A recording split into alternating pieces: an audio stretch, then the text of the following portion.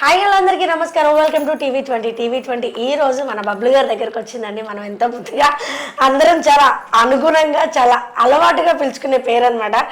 Sir పేరు ఏదైనా కావచ్చు, సార్ మీద అభిమానం ఉంటే బబ్లు గారు అనగానే నేను ఉన్నానని చెప్పి మన గుంటూరు బార్ కౌన్సిల్ అసోసియేషన్లో ఎవరికి ఏ సహాయం కావాలన్నా, ఎవరికి ఏది కావాలన్నా నేనున్నానంటూ ముందుకు వచ్చేవాళ్ళంటే మంచి వాళ్ళకి ఎప్పుడు మంచిగా జరుగుతుందండి. ఈ మాట విన్నారా ఎప్పుడైనా? సో సార్ విషయంలో సార్ స్మైలే సార్ సక్సెస్కి బ్యాక్ బోన్ అని నేను నమ్ముతూ ఉంటాను అనమాట. సో సార్కి ఒక మంచి పదవి ఇచ్చేసారనమాట. చాలా సంతోషం సార్. ముందు మీకు హార్టీ కంగ్రాచులేషన్స్. ఏపీ బార్ ఫెడరేషన్కి ఓకే జనరల్ సెక్రటరీగా ఇచ్చారనమాట. Sir congratulation sir. మీరు ఇంకా ఎన్నో మహోన్నత పదవులు అందుకోవాలని చెప్పి కోరుకుంటూ ఉన్నాము. సార్ చెప్పండి, మీరు ఎన్నేళ్ల నుంచి ఇట్లా చేస్తున్నారు sir as a lawyer? As a లాయర్గా 34 ఇయర్స్ నుంచి నేను ప్రాక్టీస్ చేస్తున్నాను అమ్మా. నేను బార్ అసోసియేషన్కి ఫస్ట్ టైం నేను అంతకుముందు జనరల్ సెక్రటరీగా చేశాను. అప్పుడు కూడా ఇనానిమస్గానే అయ్యారు. ఎలక్షన్ అంటూ ఏమి లేదు నాకు. తర్వాత మన ఎలక్షన్స్లో 200 చిల్లరతో నేను ప్రెసిడెంట్గా ఎలక్ట్ అయ్యాను. తర్వాత బార్ అసోసియేషన్ ప్రెసిడెంట్గా ఎలక్ట్ అయిన తర్వాత మాకు బార్ ఫెడరేషన్ ఉంటుంది. గుంటూరు డిస్టిక్ బార్ ఫెడరేషన్కి కూడా నేనే చైర్మన్ని. సో మా కింద 13 డిస్ట్రిక్ట్ కోర్ట్స్ ఉంటాయి. వాటన్నిటికి కూడా నేనే హెడ్ ప్రస్తుతానికి. తర్వాత మనకి బార్ కౌన్సిల్ ఏమో మొత్తం స్టేట్ వైడ్ ఉంటుంది. స్టేట్ వైడ్లో ఎవరైతే మెంబర్స్ ఉంటారో వాళ్ళని ప్రతి బార్ అసోసియేషన్ నుంచి ఎలక్ట్ చేసుకుంటారు. వాళ్ళు ఓట్లు వేస్తేనే ఆ బార్ కౌన్సిల్ మెంబర్ అవుతాడు.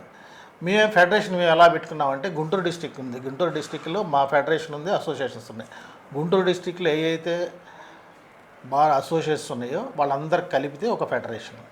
సో వీళ్ళు ఏం చేశారంటే ఈ ఎవరైతే ప్రెసిడెంట్స్ ఉన్నారో ఈ ప్రెసిడెంట్స్ అందరూ కలిసి ఫెడరేషన్ చైర్మన్ ఎన్నుకుంటారు. అలానే ఫెడరేషన్ లేని కూడా ఉన్నాయి. ఇప్పుడు నెల్లూరు ఉంది, నెల్లూరులో ఫెడరేషన్ లేదు. అక్కడ ఉన్న మిగతా అఫీషియల్ కోడ్స్ అన్నీ కూడా ఎవరికి వాళ్ళు ఇండివిజువలే. ఇక్కడ కొన్ని గుంటూరు ఒకటి, తర్వాత బెజవాడ ఒకటి, ఆ తర్వాత వైజాగ్ ఒకటి, తర్వాత కర్నూలు ఒకటి, ఇలా కొన్ని ప్లేసుల్లోనే ఫెడరేషన్స్ ఉన్నాయి. సో ఇలా కాదు, అందరు రిప్రజెంటేషన్ ఉండాలి.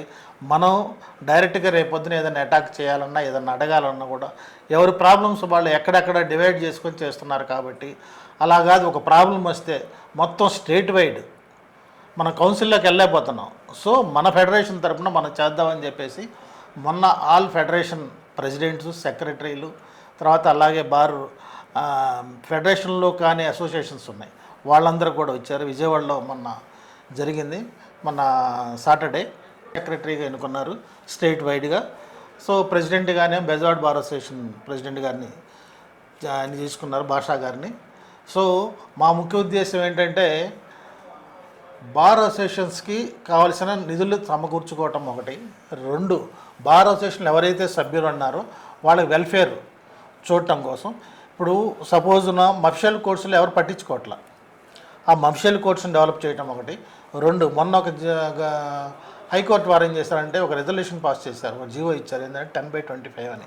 ఏంటయ్యా దానికంటే అదేంటంటే ఒక అడ్వకేట్ చనిపోతే అతనికి రిఫరెన్స్ పెట్టాలి అని అంటే యాక్చువల్గా మన జనరల్గా జరుగుతుందంటే మార్నింగ్ 10:30కి మనం రిఫరెన్స్ పెడతాం. కానీ హైకోర్టు వాళ్ళు అన్నా అలా కాదు, మీరు 4:30కి పెట్టుకోండి, 10:30 పెట్టడానికి వీలు లేదన్నారు.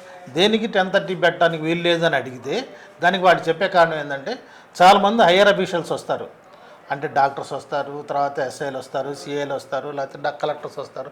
వీళ్ళందరికీ ఇన్కన్వీనియంట్గా ఉంటుంది కాబట్టి 4:30కి అయితే వర్క్ అయిపోతుంది, అప్పుడు పెట్టుకోవచ్చు అని ఇచ్చారు. కానీ మేము దానికి ఒప్పుకోవట్లేదు. ఎందుకంటే మనము ఒక అడ్వకేట్ చనిపోతే అతను డిఫరెన్స్ ఎప్పుడు ఉంటాం, వాడు 30 ఏళ్ళు, 40 ఏళ్ళు, 50 ఏళ్ళు గుంటూరు బార్లో కానీ ఇంకొక బార్లో కానీ వాడు ప్రాక్టీస్ చేసి చనిపోతే అతనికి ఒక రిఫరెన్స్ పెట్టాలంటే అతను స్మరించుకుంటున్నాం. స్మరించుకునేది అందరు ఉన్నప్పుడు స్మరించుకోవాలి, కానీ ఇంట్లో కూర్చొని ఒకటి స్మరించుకుంటే కుదరదా? 4 ఎవరు ఉంటారు? ఎవరు ఉండరు, జడ్జెసే ఉండరు. మేము కాదు, జడ్జెసే ఉండరు. జడ్జెస్ కూడా అందరు రావాలి. సో అది ఇర్రెగ్యులరు, అట్లాంటి వాటికి మేము ఒప్పుకోమని ఒకటి. తర్వాత అడ్వకేట్స్ ప్రొటెక్షన్ యాక్ట్ దాని మీద మా అడ్వకేట్స్ ప్రొటెక్షన్ లేదు ఎక్కడ. ఎవడు పెడతాడు కేసులు పెడుతున్నాడు, ఎవడు పెడితే క్లయింట్ అగ్నెస్టెడ్ వచ్చి కొడుతున్నాడు, చంపుతున్నారు. మన యాక్సిడెంట్లు కూడా చూస్తారు విజయవాడలో. అది ఇట్లా ఇప్పటికీ కర్నూలు జరుగుతుంది. నిన్న ఆదోనిలో జరిగింది. రాత్రి ఫోన్ చేసి మాట్లాడాం. ఆదోనిలో ఒక అడ్వకేట్ని పట్టుకొని వాళ్ళు ఇష్టం వచ్చినట్టు మాట్లాడి, ఒక సిఐ అయితే నేను మీ బార్ కౌన్సిల్ నెంబర్ని తీసేస్తాను అని వాడు చెప్తున్నాడు. వాడికి ఏం సంబంధం బార్ కౌన్సిల్కి వాడికి? సో ఇట్లా ఇంత ఇర్రెగ్యులర్గా ఆవిడ పడితే వాడు ఇష్టం వచ్చేట్టు చేస్తున్నాడు. కాబట్టి మేము ఒక కమిటీగా ఫామ్ అయ్యి దాన్ని ఎలాగైనా సరే ఇట్లాంటివన్నీ వ్యతిరేకించాలి అనే ఉద్దేశంతో పెట్టిన ఫెడరేషను. దీన్ని ముందు కూడా మేము చాలా హై లెవెల్లో తీసుకుని వెళ్ళి అడ్వకేట్స్కి చాలా బెనిఫిట్స్ అన్నీ మేము చేస్తాము, అందరికి రక్షణగా ఉంటాము. మా ఏదైతే మఫిషియల్ కోర్సులు కానీ ఈ ఫెడరేషన్స్ ఉన్నాయో వీటన్నిటిలో కలుపుకొని మేము ఏదన్నా ఇప్పుడు సపోజు సీజే దగ్గరికి వెళ్ళాలి, నేను ఒక్కడనే వెళ్ళాను అనుకోండి, సీజే ఇంటర్వ్యూ ఇవ్వకపోవచ్చు. యాజ్ ఎ ఫెడరేషన్గా లెవెల్లో వెళ్తే కంపల్సరీగా ఇస్తారు. So we are representative of the all the advocates, not for the only single bar association. So ఆ ఉద్దేశంతో కూడా మేము ఫెడరేషన్ స్థాపించడం జరిగింది. ఫెడరేషన్లో కాస్త గొంతు గలవాళ్ళు, కాస్త బాగా మాట్లాడగలిగిన వాళ్ళు, కాస్త గట్టిగా ఏదన్నా ఇమీడియట్గా రెస్పాండ్ కావాల్సిన వాళ్ళని అందరూ అన్నీ ఆలోచించి నన్ను జనరల్ సెక్రటరీగా ఎన్నుకున్నారు. అలానే ప్రెసిడెంట్గానే భాషా గారిని ఎన్నుకున్నారు. సో దాన్ని మేము అందరికీ న్యాయం చేస్తామని చెప్పి ఆశిస్తున్నాం, చేస్తాం కూడా. ఓకే సార్, గతంలో మీరు చూసినట్లయితే మీ ఫాదర్ కూడా మన కోర్టుకి చాలా కనెక్ట్ అయి ఉన్నారని విన్నాము. అసలు ఏంటి బాండ్, కోర్టుకి మీకున్న బాండ్ ఏంటి? యాక్చువల్గా మా నాన్నగారు అడ్వకేట్ క్లర్క్. ఓకే. ఆయన ఏంటంటే మిడిల్ క్లాస్ నుంచి, అంటే మిడిల్ కూడా కాదు, ఇంకా బిలో మిడిల్ క్లాస్. ఆయన చిన్నప్పటి నుంచి కూడా కొద్ది లా అంటే ఇంట్రెస్ట్. ఆయన ఓన్గా ఫస్ట్ రంగారెడ్డి గారు అని ఆయన దగ్గర జాయిన్ అయ్యారు. అక్కడే ఆయన టైప్ నేర్చుకొని గుమ్మస్తాగా ఉండి, గుమ్మస్తా నుంచి తర్వాత ఆయన దగ్గర ఒక జూనియర్ అడ్వకేట్ పడాల రామదాస్ గారు ఉండేవాళ్ళు. ఆయనకి మా ఫాదర్కి బాగా అటాచ్మెంట్ ఉండేది.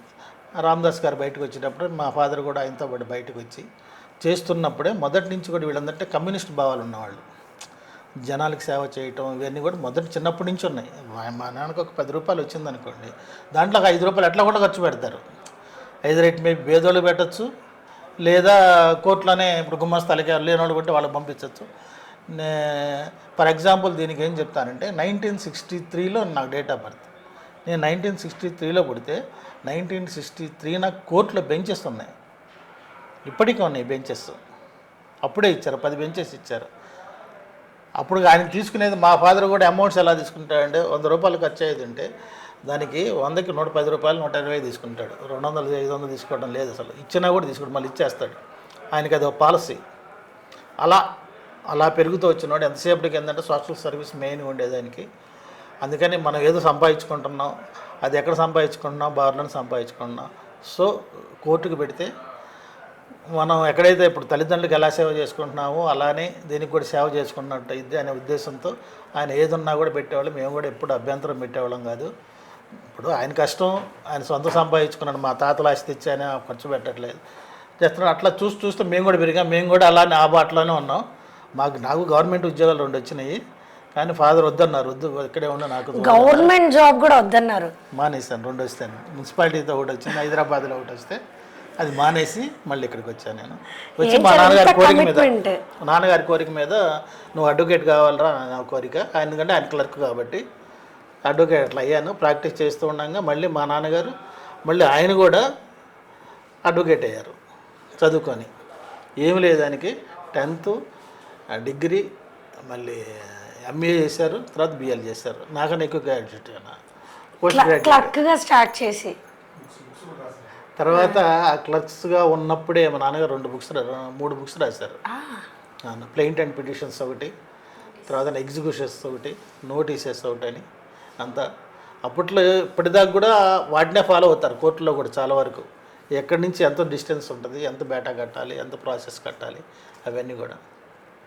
సార్ నిజంగా ఏమంటారు, అంకిత భావంతోనే ఇవి చేయగలరు. అంత అంకిత భావంతోనే మిమ్మల్ని కూడా గవర్నమెంట్ జాబ్స్ వదిలించడం అంటే ఇప్పుడున్న జనరేషన్లో ఫాదర్స్ ఎట్లా ఉన్నారంటే ఏముందిలే కానీ ముందు మీరు హ్యాపీగా ఈజీ వేలో వెళ్ళిపోయేది కావాలి అన్న మోటోలో మీరు రేపటి రోజు లేదు, నేను ఇక్కడ పుట్టాను, ఇక్కడ పెరిగాను, సో దీనికి నేను నా పిల్లల చేత కూడా చేయించాలన్న మనస్తత్వం నిజంగా హ్యాండ్స్ అప్ సార్.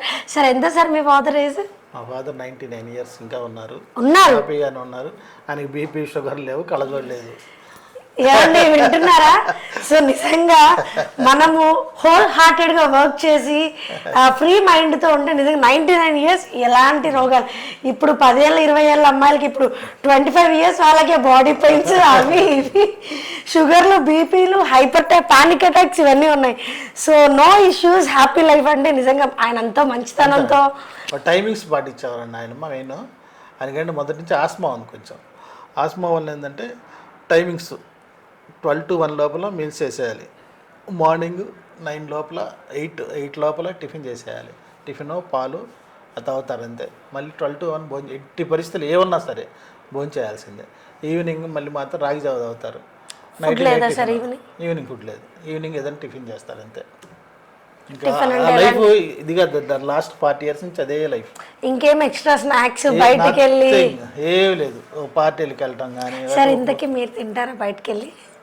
మేము తింటున్నాం కాబట్టి ఇంత లావు ఉన్నాం. మా వాదన చేసినట్టు ఇప్పుడు ఆ జనరేషన్ ఇప్పుడు అండి, వాళ్ళ జనరేషన్ ఏంటంటే ఇప్పుడు ఆయన దగ్గర నుంచి నేను వచ్చాను కదా, ఆయన ఏంటి ఒక సిస్టమేటిక్ లైఫ్లో వెళ్ళేవాళ్ళు, దాన్ని ఎవరు కదిలించేవాళ్ళు కదా. ఈరోజు అలా లేదు. సిస్టమ్ ఎలా ఉందంటే నువ్వు వద్దన్నా కూడా నేను చెడగొట్టడానికి రెడీగా ఉంటారు. సరే కాదు అనుకున్నా కూడా మనం సొసైటీకి తగ్గట్టు మార్పు చేర్పులు జరుగుతూనే ఉంటాయి. కాబట్టి దానికి తగ్గట్టు మనం మారగలగాలి. మారలేదనుకోండి మనం సొసైటీ రిజెక్ట్ చేసేది అసలు మన ఎవరు పట్టించుకోరు, మనల్ని అసలు చేతగానోళ్ళలాగా చూస్తారు. సో మనం ఈరోజు ఈ పొజిషన్లో ఉన్నారంటే కేవలం మా నాన్నగారి చదివే, మా నాన్నగారు పెట్టిన భిక్షే. ఎందుకంటే ఏదన్నా కూడా ఎంగళశెట్టి వెంకటేశ్వర గారు అబ్బాయి అనేది ఫస్ట్లో నేను రావటం, ఆ రేంజ్లో రావటం ఉంది. తర్వాత బబ్లు గారు ఆ నాన్నగారు ఎవరు అంటే వెంకటేశ్వరరావు గారు.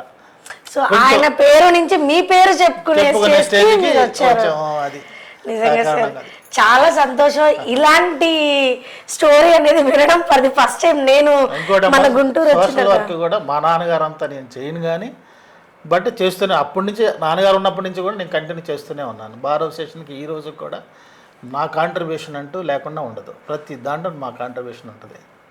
అది అంటే మీరే మోటార్ వెళ్తారు? మీ నాన్నగారు 50% పెట్టారు, మీరు ఎట్లా పెడతారు? అంటే సిచ్యువేషన్ బట్టి అది. ఇప్పుడు ఒక్కోసారి ఎక్కువ అమౌంట్ పెట్టుకోవాల్సి వస్తుంది. 50%, 10% అని అనడానికి లేదు. మనం కొన్ని ఇష్యూలు ఉన్నాయి. ఆ ఇష్యూల్లో మొత్తం పెట్టాల్సి వస్తుంది. డబ్బులు 10,000 ఏంటంటే 10,000 పెట్టాల్సి వస్తుంది. ఒక్కోసారి 1,000లోనే సరిపోద్ది, ఒక్కోసారి 50,000 అవుద్ది. అలా మూమెంట్ని బట్టి అవసరాన్ని బట్టి కోర్టుకి చేయాలి మేము అనుకున్నాం, చేసేస్తాం అంతే. అదంతానే అనవసరం. ఇంకా ఎంతమంది సపోర్ట్ చేశారు ఇదంతా ఏం లేదు, అంతా మాకు అనవసరం. అంత న్యాచురల్గా నాకెవరు నెగిటివ్ చెప్పరు. ఇంతవరకు పాజిటివ్ నెగిటివ్ అంటూ ఏం లేదు. ఎవరు అడిగినా కూడా పాజిటివ్గా రెస్పాండ్ అవుతారు, ఎంతో కొంత ఇస్తారు. వీళ్ళని మీద వాళ్ళు ఎవరిని ప్రెస్ చేయం. మేము మామూలుగా జనరల్గా వెళ్ళిపోతాం. మాకు కూడా అట్లా ఉండాలి. మేమేంటంటే ఇక్కడ వచ్చిన ప్రొఫెషన్లోకి వచ్చినప్పుడు నేను ఎట్లానే ఉన్నాయి. మా నాన్నగారి పేరు చెడగొట్టకూడదు అనుకున్నాను. కాబట్టి దేవుడి వల్ల నిలబెట్టే స్టేజ్కే వచ్చామనుకుంటున్నా అందరూ దాంతో. ఓకే సార్, దీంట్లో మీ ఫ్యామిలీ సపోర్ట్ ఎట్లా ఉంటుంది సార్? వాళ్ళు మా మిసెస్ ఏమో పూజలు, పూజ ఫలం కూడా కొంచెం ఉంటుంది. పిల్లలేమో ఇద్దరు సాఫ్ట్వేర్స్, ఇద్దరికి మ్యారేజ్ అయిపోయినాయి, హ్యాపీగా ఉన్నారు. మీరు ఇప్పుడు ఫ్రీ హ్యాండ్స్ అయితే సో ఎంజాయ్ చేయాల్సిన మూమెంట్లో బార్లో ఎంజాయ్ చేస్తున్నారు. బార్లో ఎంజాయ్ చేయట్లేదు, బార్లో బాధ్యతలన్నీ మోస్తున్నా. సార్ అంటే మాకు చూసినట్లయితే మీరు ఎక్కడ బర్డెన్ మోస్తున్నట్లేరు, మీ స్మైల్ చెప్తుంది అనమాట. బబ్లు గారు ఆల్వేస్ ఎంజాయ్, చిల్ అవుతున్నారు ఈ సీట్లో కూర్చున్నారు. ప్రతి ఒక్కరికి అలానే అనిపిస్తూ ఉంటుంది. యాక్చువల్గా నాకు నిన్న బాగాలేదమ్మా, ఒంట్లో బాగాలేదు, వాళ్ళు రాకూడదు. కానీ వాళ్ళ లాస్ట్ డేట్ డిక్లరేషన్కి ఇవన్నీ సిగ్నేచర్స్ పెట్టాలి, కంపల్సరీ రావాలని చెప్పి పనిపెట్టుకొని వచ్చాను. ఓకే, అంటే మళ్ళీ అడ్వకేట్స్ ఇబ్బంది పడకూడదు కదా నా గురించి. సార్ నాకు తెలిసినంత వరకు మీరు ఇంట్లో ఉంటే ఇంకా సిక్ అవుతారు సార్. అట్లానే ఉంది. మీరు కోర్టుకు వస్తేనే మీరు ఇంకా యాక్టివ్ అవుతారు. నిజంగా అట్లానే అనిపిస్తుంది అనమాట. సార్ చెప్పండి, మీ కింద ఎంతమంది జూనియర్స్ ఉన్నారు సార్ ఇప్పుడు ఈ సర్వీస్లో? నేను ప్రాక్టీస్కి వచ్చి 1990, యాక్చువల్గా ఎన్రోల్మెంట్ నాది 1991 జనవరి. కానీ నేను 1982లో నాకు డిగ్రీ అయిపోయింది. డిగ్రీ అయిపోయిన తర్వాత మా ఫాదర్కి అసిస్టెంట్స్గా నేను అప్పటికి స్టెనోగ్రఫీ అయిపోయింది. అసిస్టెంట్స్గా ఆయన టైప్ చేస్తూ అక్కడైనా స్టెనోగ్రఫీ, సీనియర్ దగ్గర స్టెనోగ్రఫీ తీసుకుంటూ వర్క్ మొత్తం ఒపీనియన్స్ కానీ అవన్నీ చేసేవాడిని.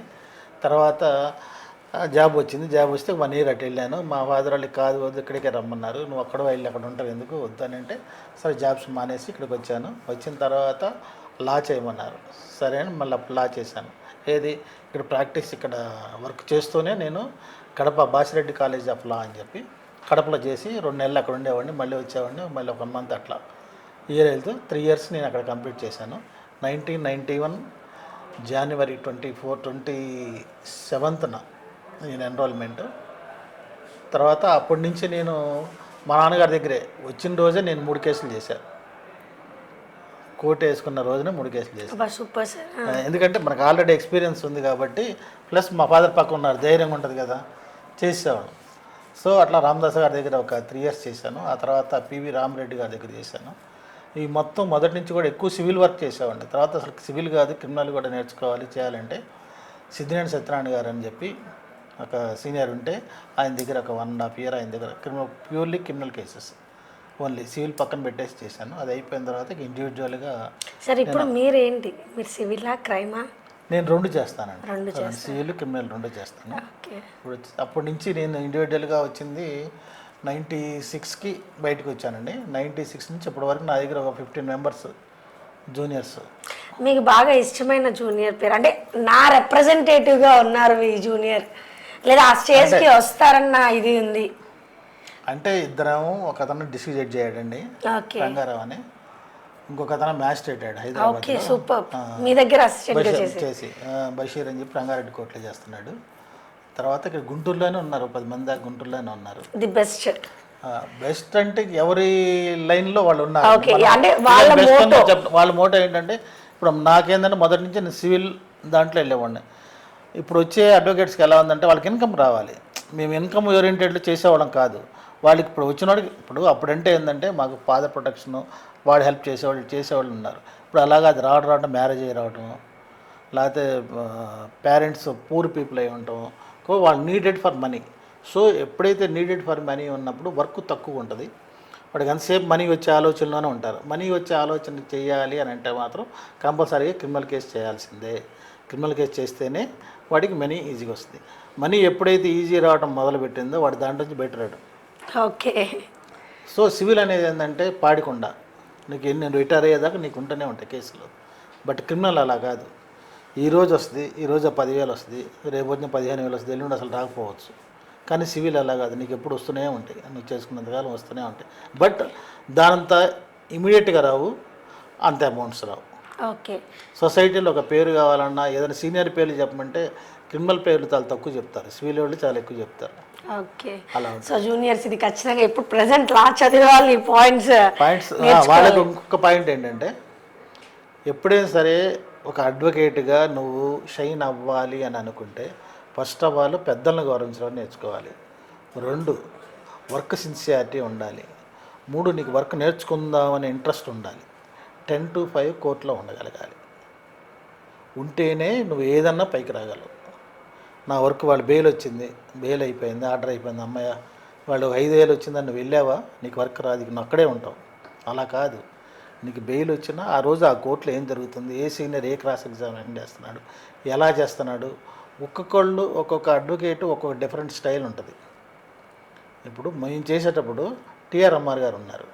టీఆర్ఎంఆర్ గారు చేసే స్టైల్ ఏంటంటే 2-3 పాయింట్లు పెట్టుకుంటారు, పెట్టుకొని వాడి మైండ్ సెట్ని బట్టి ఆ 2-3 పాయింట్ల మీద వెళ్ళిపోతారు. అలా ఇప్పుడు రామ్మోహన్ రావు ఉన్నారు, ఒకే పాయింట్ తీసుకుంటాడు, అది చచ్చినట్టు వినాల్సిందే అంటారు. అదేనా మా సీనియర్ ఉన్నారు, మా సీనియరు ఎటు వెళ్తారనేది ఎవరికి అర్థం కాదు, ఆయనకు 10-20 కేసులు అబ్జర్వ్ చేస్తే కానీ తెలియదు. అట్లా కొండూరు వెంకటేశ్వర గారు ఉన్నారు. అలా డిఫరెంట్ టైప్స్ ఆఫ్ సీనియర్స్ ఉన్నారు. మనం ఏంటంటే వాళ్ళ దగ్గర నుంచి మనం ఏం నేర్చుకోగల, వే ఆఫ్ స్టైల్ ఏంటి, ఎలా వెళ్తున్నారు, అప్రోచ్ ఏంటి అనేవి తెలుసుకోగలిగితే ఎప్పటికైనా వాడు సీనియర్ అవుతాడు. రంగారెడ్డి గారు అప్పుడు నేను లేను, నేను అప్పుడు నేను రామదాస్ గారు వచ్చినప్పుడు అప్పుడు వచ్చాను నేను. Okay sir. సో ఇట్లా కొన్నేళ్ళు మీతో ట్రావెల్ చేస్తే కానీ లాయర్స్ ఏ మైండ్ సెట్తో ఎగ్జామిన్ చేస్తున్నారనేది తెలియదండి. సో లాయర్స్తో మాట్లాడేటప్పుడు కూడా చాలా జాగ్రత్తగా మాట్లాడాలి అని కాదు, కానీ కొద్దిగా ఏంటంటే వాళ్ళు కూడా ముందు వెనక చూసి ఇప్పుడు వచ్చే అడ్వకేట్స్ కూడా ఏందో టకటక మాట్లాడేస్తున్నారు. కానీ ఒక అడ్వకేట్ అంటే చాలా హుందాతనమైన జాబ్ అది. మన గవర్నమెంట్ జాబ్ కాకపోయినా, పెద్ద ఆఫీసర్ కాకపోయినా, వీఆర్ ఆల్సో కోర్ట్ ఆఫీసర్స్. మనం మాట్లాడే మాట ప్రతిదీ రిఫ్లెక్ట్ అవుద్ది రేపొద్దున పబ్లిక్లో. మనం అనుకుంటాం కానీ ఇప్పుడు ఏదో మాట్లాడాము చేసాము వెళ్ళిపోయాము కనుక చాలా రిఫ్లెక్ట్ అయింది. సో కాబట్టి మాట్లాడి చాలా పద్ధతిగా మాట్లాడాలి అని చెప్పి నేను మామూలుగా జూనియర్ అడ్వకేట్స్ మాత్రం కంపల్సరీ చెప్తాను. ఓకే సార్, చాలా సంతోషం. Thank you so much sir. మీరు ఇంకా మహోన్నత స్థాయికి వెళ్ళాలని కోరుకుంటూ thank you so much sir.